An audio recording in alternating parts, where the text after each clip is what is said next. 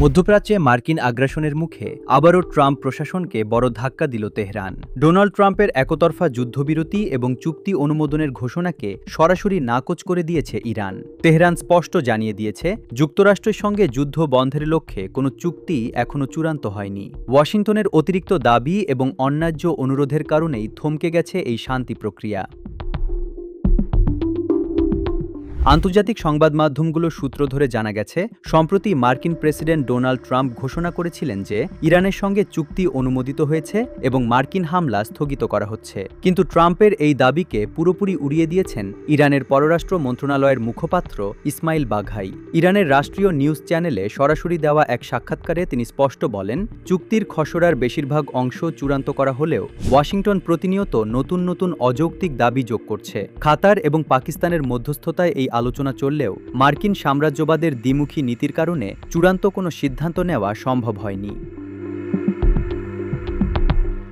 মূলত এই সংকটের শুরু হয়েছিল ট্রাম্পের একতরফা হুমকির পর ইরানে মার্কিন বিমান হামলার মাধ্যমে।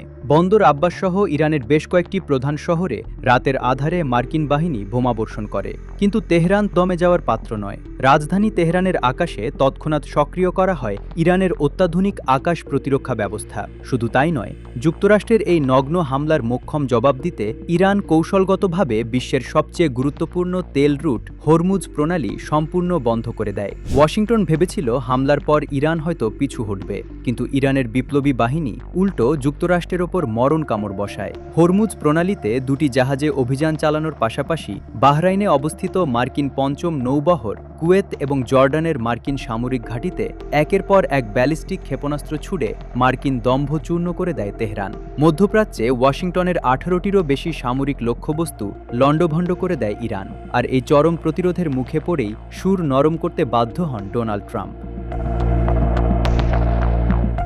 বিশ্লেষকরা বলছেন, একদিকে ট্রাম্প যখন ইরানি ভূখণ্ড দখল ও আরও কঠোর হামলার হুমকি দিচ্ছিলেন, অন্যদিকে ইরানের পাল্টা আঘাতের তীব্রতা দেখে মার্কিন প্রশাসন এখন আলোচনার টেবিলে বসতে বাধ্য হচ্ছে। তবে ইরান তার সার্বভৌমত্ব এবং জাতীয় স্বার্থের প্রশ্নে বিন্দুমাত্র ছাড় দিতে রাজি নয়। ওয়াশিংটন যদি তাদের অতিরিক্ত আবদার বন্ধ না করে, তবে মধ্যপ্রাচ্য থেকে মার্কিন ঘাঁটি গুটিয়ে নেওয়ার আগ পর্যন্ত তেহরানের এই প্রতিরোধ লড়াই থামবে না। মধ্যপ্রাচ্যের এই রণক্ষেত্রে মার্কিন আধিপত্যবাদের পরাজয় কি তবে সময়ের ব্যাপার মাত্র?